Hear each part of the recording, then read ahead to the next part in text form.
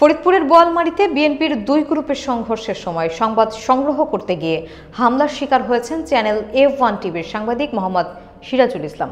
এ ঘটনায় তার অবস্থা গুরুতর হলেও প্রাথমিক চিকিৎসার পর তাকে বাসায় পাঠানো হয়েছে। বিস্তারিত দেখুন খন্দকার আব্দুল্লাহর তথ্যচিত্রে। শুক্রবার দুপুরে ফরিদপুরের বোয়ালমারী উপজেলার গুণবহা তালতলা বাজারে আধিপত্য বিস্তার নিয়ে বিএনপির দুই গ্রুপের মধ্যে সংঘর্ষ শুরু হয়।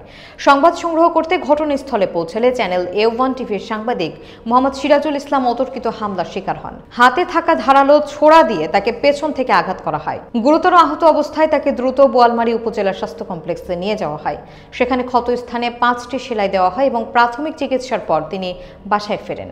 এ ঘটনায় সিরাজুল ইসলাম নিজে বাদী হয়ে বোয়ালমারী থানায় অভিযোগ করেছেন। বোয়ালমারী থানার অফিসার ইনচার্জ গোলাম রসুল জানিয়েছেন, ঘটনাটি তদন্ত করা হচ্ছে এবং প্রয়োজনীয় ব্যবস্থা নেওয়া হবে।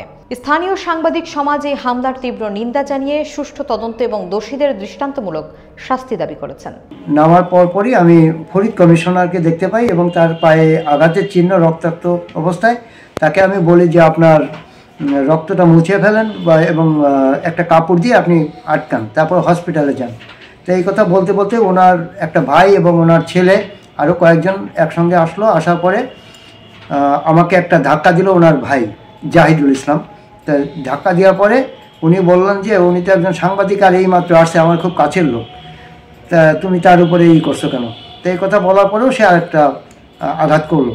করার পরে এর ছেলে পিছনের থেকে আমাকে ওই ছুরিকে আঘাত করে এবং আরও বিভিন্ন লোকজনের দেখে। পরে আমি হসপিটালে যাই এবং ওখানে আমার 5টা সেলাই হয় এবং রক্ত মাখা পুরো ছবি আমার কাছে আছে সীমাবদ্ধ।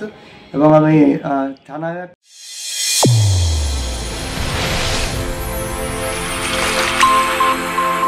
চ্যানেল A1 হৃদয়ের স্পন্দন।